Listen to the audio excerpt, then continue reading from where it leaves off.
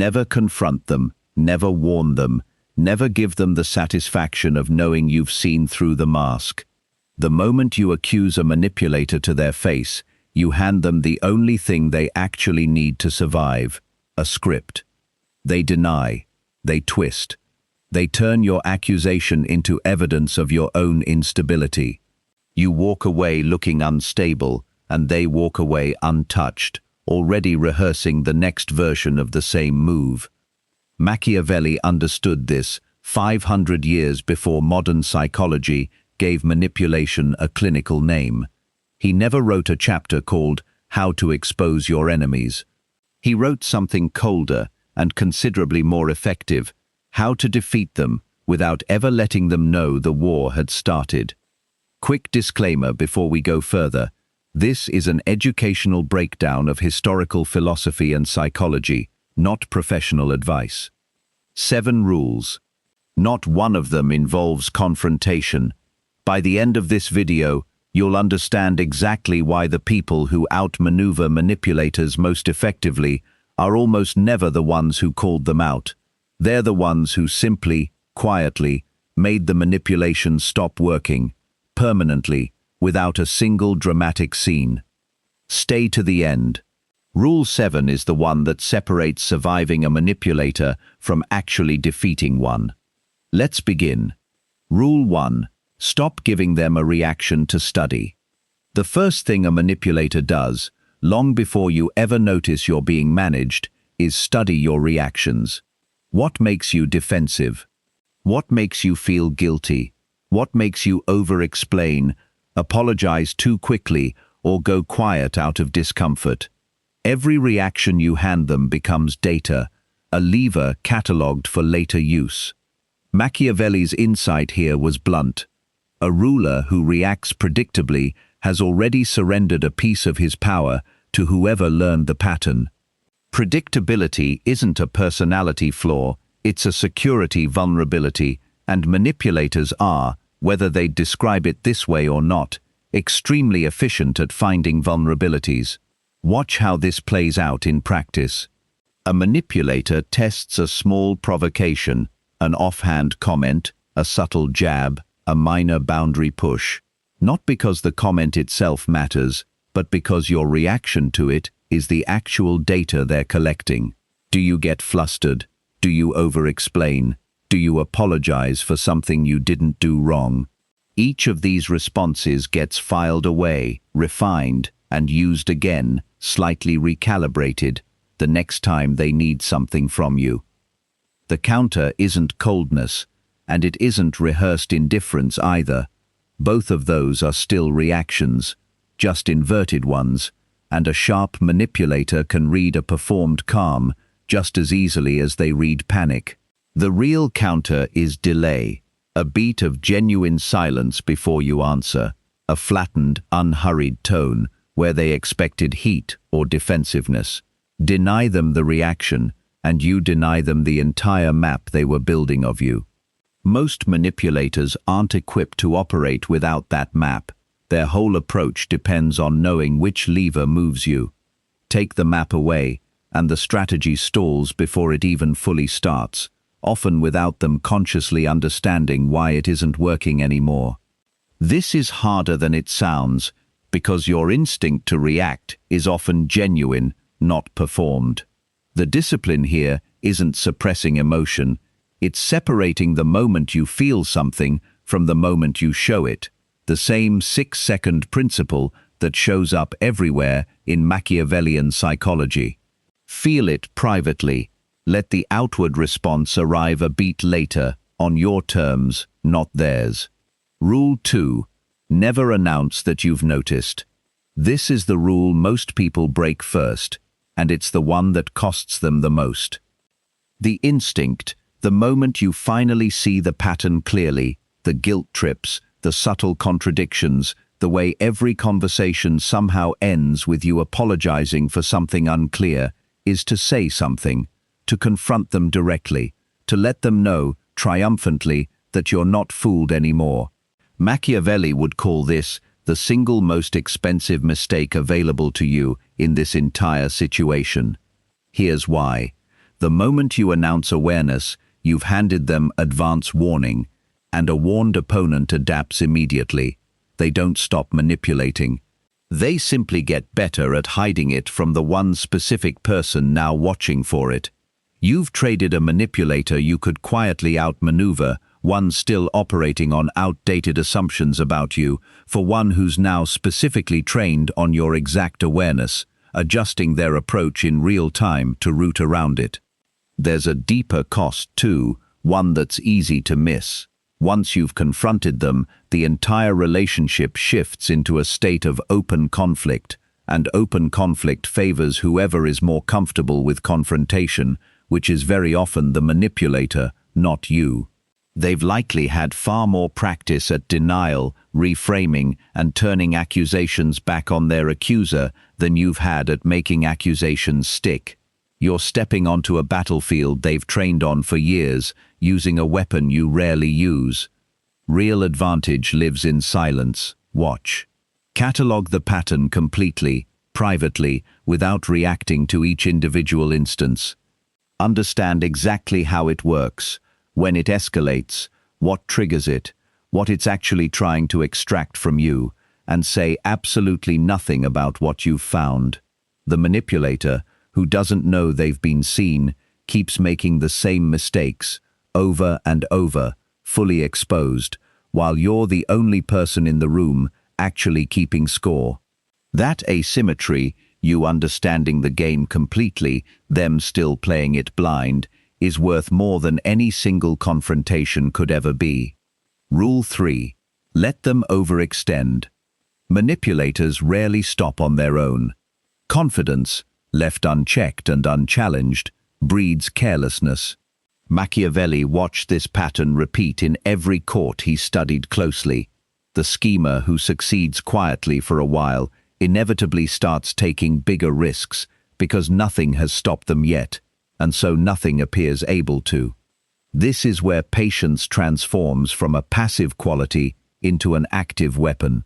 Every time a manipulator gets away with something small, a lie that goes unchallenged, a boundary that quietly bends, a guilt trip that produces the desired result, they recalibrate what they believe they can get away with next.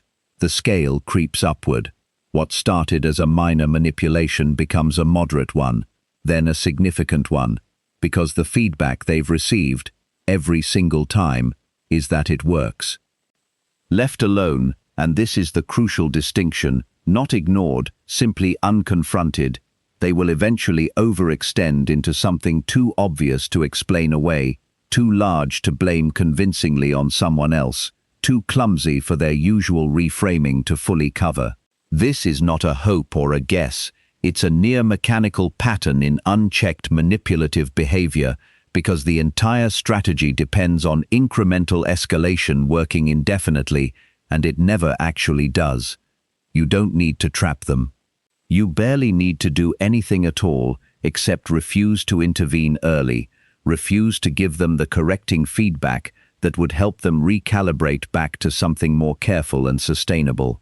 The rope they're building, they are building entirely for themselves, strand by strand, escalation by escalation. Your only real job in this phase is to not hand them a warning before they finish tying it. No early confrontation that teaches them to be more careful.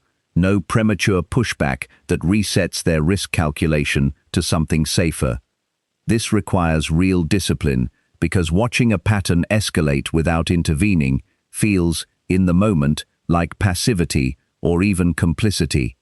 It isn't. It's the deliberate, patient construction of a situation where the manipulation eventually becomes self-evident to everyone, not just to you, which is a far stronger position than you alone making an accusation that can be denied. Rule 4. Remove the supply, not the person. Here's something almost nobody tells you plainly about manipulative behavior. It isn't random, and it isn't simply a fixed personality trait operating independent of feedback. It's a strategy that persists specifically because it keeps getting fed. Attention when they cause chaos, guilt payments when they play the victim, visible frustration and energy when they provoke a reaction. Cut the supply consistently, and the strategy starves, even if the person themselves never actually leaves your life. Machiavelli's rulers understood this instinctively when managing difficult, ambitious factions within their own courts. You don't always need to remove your rival from the room entirely, which is often impossible anyway. You simply stop feeding whatever specifically kept their influence and behavior alive in the first place. No audience for the manufactured drama, no guilt payment issued for the accusation, no visible frustration handed over as a reward for the provocation. This is genuinely harder than confrontation, not easier, and it's worth being honest about that up front. It requires giving nothing, no reaction, no engagement, no visible cost extracted from you, consistently, for as long as it takes, while appearing, from the outside, completely unbothered by behavior that may still genuinely bother you privately. The manipulation doesn't stop the first time you withhold the reward. It often intensifies briefly, as the strategy that used to work reliably suddenly stops producing results, and the manipulator instinctively pushes harder before eventually recalibrating. But manipulation, underneath everything, is always a transaction, an exchange of some behavior for some payoff. Refuse to pay, calmly and permanently, and the transaction eventually stops being worth their effort, regardless of how invested they were in it initially. This is slower than confrontation. It's also considerably more durable because it doesn't depend on them admitting anything, agreeing with anything, or changing how they see themselves. It only depends on you, consistently withholding the specific supply their strategy needs to survive. Rule 5. Make yourself boring to manipulate. This sounds almost insulting the first time you hear it, and it's genuinely one of the sharpest tools in this entire framework, precisely because it attacks the actual mechanics of manipulation rather than any specific manipulative act. Manipulators target predictable emotional levers: guilt, fear of conflict, a need for approval, fear of being disliked or seen as difficult. The less visible those specific levers are to an outside observer, the less material there is available to pull. Machiavelli's advice to rulers on this exact point was precise and unambiguous.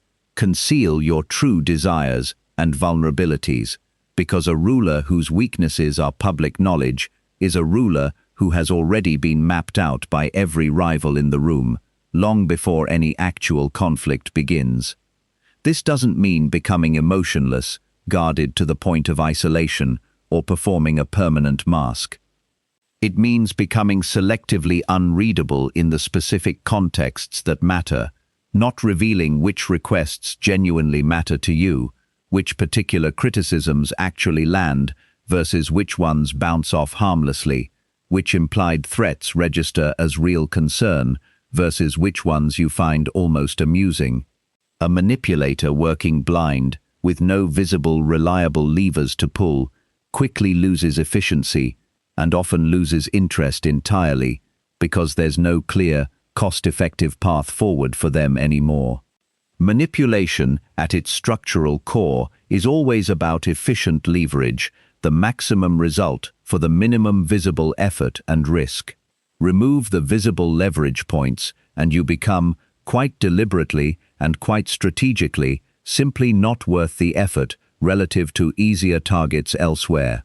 This is one of the more counterintuitive defenses available, because it requires you to become slightly less transparent with people who haven't earned your full transparency in the first place, which, uncomfortable as it sounds, is precisely the point. Rule 6. Document everything, discuss nothing. This rule is quiet, unglamorous, and one of the most effective long-term defenses available, even though it will never feel as satisfying in the moment as a direct confrontation would. Manipulators rely heavily on a shifting, unreliable version of events: what was actually said, what was supposedly promised, what genuinely happened the last time this exact pattern played out. Confusion, deliberately cultivated over time, is their terrain. Clarity, especially clarity backed by specifics, is their enemy, because it removes their ability to quietly rewrite history in their own favor. Machiavelli's own political survival depended heavily on precise, careful records, knowing exactly what was promised, by whom, and when, while revealing that specific knowledge only at the exact strategic moment it actually mattered, never before. The modern, everyday version of this is simple, if unglamorous. Keep a private, factual record of patterns as they happen, dates, specifics, exact quotes where possible, not necessarily to confront them with it immediately, not yet, but to protect your own grip on what actually occurred when they inevitably attempt to rewrite it later. This does two things simultaneously, and both matter. First, it keeps you anchored to what's actually verifiably true, even under the considerable pressure of their revisionism and confident denial. Manipulators are often extremely convincing in the moment, and without a record, you can genuinely start doubting your own accurate memory of events. Second, it quietly prepares the one moment you may eventually actually need real, undeniable leverage, without ever tipping your hand or revealing that you've been keeping score before that specific moment arrives. A private record used at exactly the right time carries far more weight than a vague, emotional accusation made in the heat of an argument. Rule 7. The rule that actually defeats them. 6 rules keep you protected, patient, and quietly ahead of the pattern. This 7th one is the only rule that actually wins the entire engagement. Manipulators don't fear exposure nearly as much as most people assume they should. Most experienced manipulators have survived being caught before. They're practiced, often extensively, at denial, reframing, and counter-accusation, and a direct exposure attempt frequently just becomes another opportunity for them to perform victimhood or outrage convincingly. What they cannot survive nearly as easily, and what almost never gets discussed openly, is irrelevance.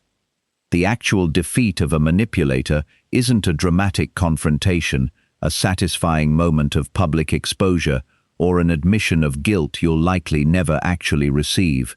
It's the quiet moment you simply stop needing anything from them at all, their approval, their attention, their validation, even their explanation for past behavior. The moment your decisions, your daily life, your genuine peace of mind no longer root through whether they're currently pleased or displeased with you. Machiavelli understood, at the core of his entire political philosophy, that real power was never fundamentally about winning a direct confrontation.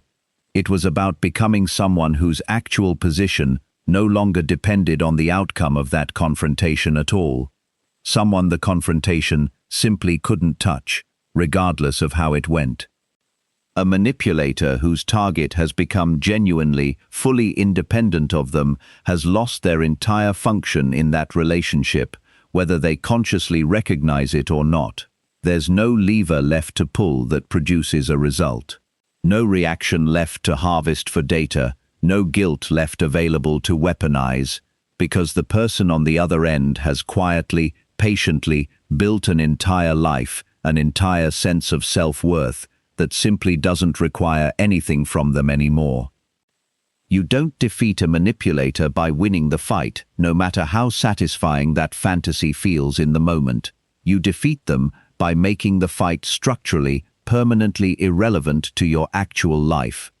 None of these 7 rules involve a single direct confrontation. That's not an accident, and it's not cowardice either. Confrontation gives a manipulator exactly what their entire strategy has always depended on: your visible reaction, your emotional investment, your willingness to stay in the ring with them, playing a game they've had far more practice at than you have.